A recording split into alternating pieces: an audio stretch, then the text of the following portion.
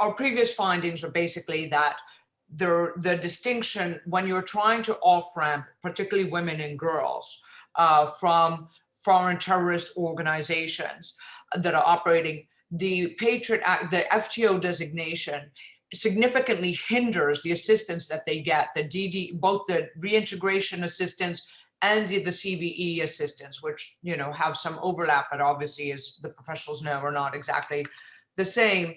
But they receive a lot less assistance from local NGOs, especially if they receive a significant amount of US government funding. So in some ways, the FTO designation significantly harms particularly the reintegration efforts of women and girls who suffer greater stigmatization, either by having committed acts of violence or by having been the victims of sex and gender-based violence, and therefore have greater problems being received back into their communities.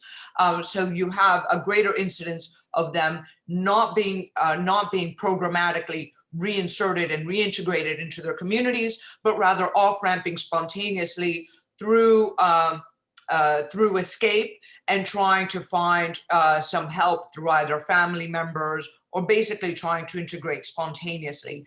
This is a weakness that we had studied back in 2017, and it offers some of those lessons, offers some challenges for so that when you're trying to reintegrate women who have left what are designated as foreign terrorist organizations, rather than non-state armed groups that are not without the terrorist designation, they suffer significant harm to the program, and it significantly harms the comprehensive peace that you are trying to build in those reintegrated communities.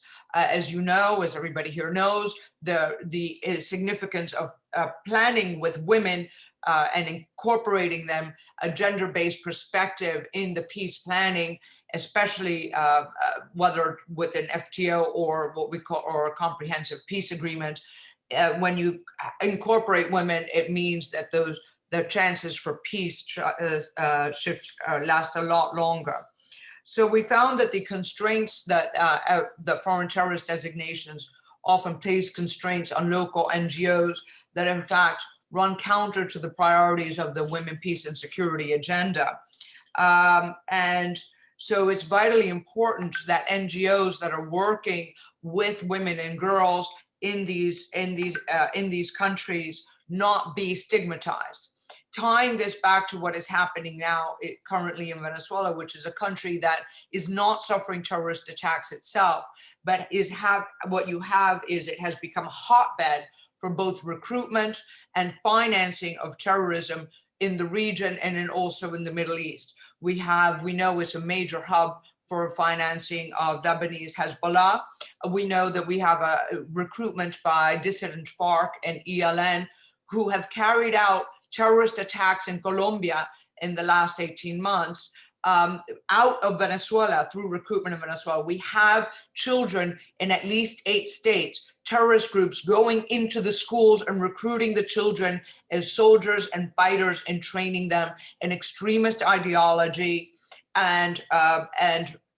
extremist ideology, fighting and bomb-making techniques. This is happening on the ground in the country. So what we need, we also have, they are exploiting what you have is basically a failed state structure that has become a hotbed for the recruitment of foreign terrorist groups with agendas in other countries, with agendas in neighboring countries in the region and countries in the Middle East. What you do have, the only place where the Maduro regime still has significant control is basically in the domination of media and extremist narrative. And so what you have, the combination of the breakdown of the state with the increasing recruitment and the increasing sex and gender-based violence of women and girls also being recruited into these groups. The one is also overlayered with this extremist narrative where opposition to the dictatorship is posited with things like people are subhuman. They say that if you are in opposition to the dictatorship, and you shoot them in the head, their heads are hollow and they make a popping sound. Women who are strong and do not fit the hypersexualized perspective, myself included, are often considered to be sort of, physically abnormal or labeled as they're not really women. So it's a negation of the gender.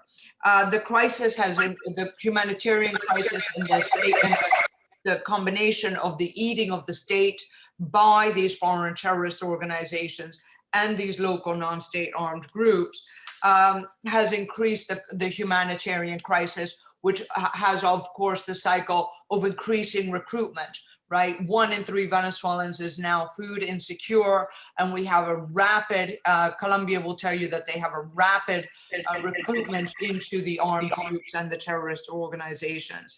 The sexual exploitation that we see happening, particularly in the mining arc, which has become where a lot of the security structure has been subrogated and co-opted by the ELN and the FARC, a Russian organized crime. We also have and some presence of Hezbollah as well. And you have this sort of overlaid with the tacit consent of some military, means that you have African-style violence you have African-style violence of children with their hands chopped off with machetes, dismemberment, and the trafficking of women as they are literally exploited as yet another form of financing for these terrorist groups.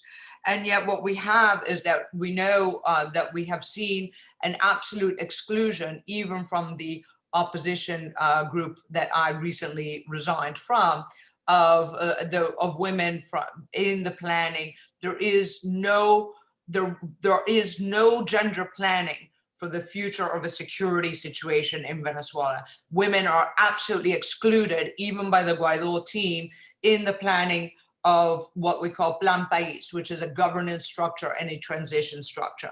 And yet the international community, because of the growing humanitarian crisis, overlaid with the transnational security situation, is calling for a way forward into a transition that will end the disinformation campaign and the binary narrative, and find a way to secure and stabilize the country. And the neighbors are calling for this, the Europeans are calling for this, and now the Biden administration. And yet you cannot do this without the greater inclusion of women. The women's voices have been excluded, and this violates the women, peace, and security agenda. What we need to do is, and I will also cede some of my time, is what we do have, what this does present as an opportunity, is if there is a call for a negotiation and for the international community to help lend a hand to stabilizing this situation that poses a threat for financing and recruitment for terrorist groups within the Middle East and in Colombia and the region. What we need to do is to include women's voices much better, much stronger in this planning, and they need to engage greater with the civil society and the NGOs.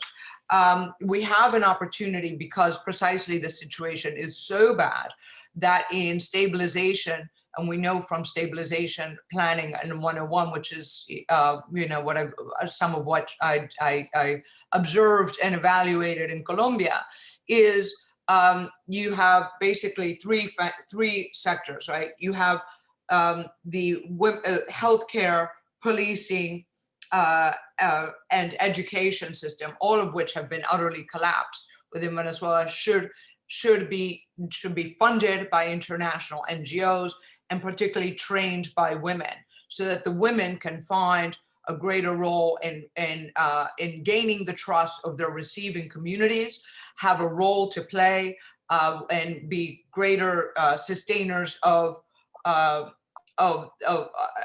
assisting other women to off-ramp, to reintegrate, and to be seen as valuable in the community. And then that we need to have them, and we need to have planning for them to be trained in these roles. Well, given that right now the monthly income of the average person is $3 a month. This should not be difficult, and it should not be expensive. In fact, it is something that we are looking at, and we are planning with a coalition of some former military commanders and professionals in complex systems. We are forming a plan for a transition security planning within Venezuela that would end the extremist language, and also provide jobs and security, with women playing a role in stabilizing the society, which is really the only way that we see this going forward. And with that, those are my comments, and I'd welcome any questions that you may have. Thank you very much. I cede my time. Thank you very much, madam. Also so generous. I win 4 minutes with you, madam. Well, I do believe also that women should be and should have a special consideration, and should be integrated to these policies and public policies. And I think also that women, both of them, voluntary or not, are absolutely victims. And in addition to that, there is a lot of stigmatization by the patrician society against them. I think that we need to reconsider our public policy and integrate more women and heard about their voice more strongly. Thank you, madam. I'll give the floor now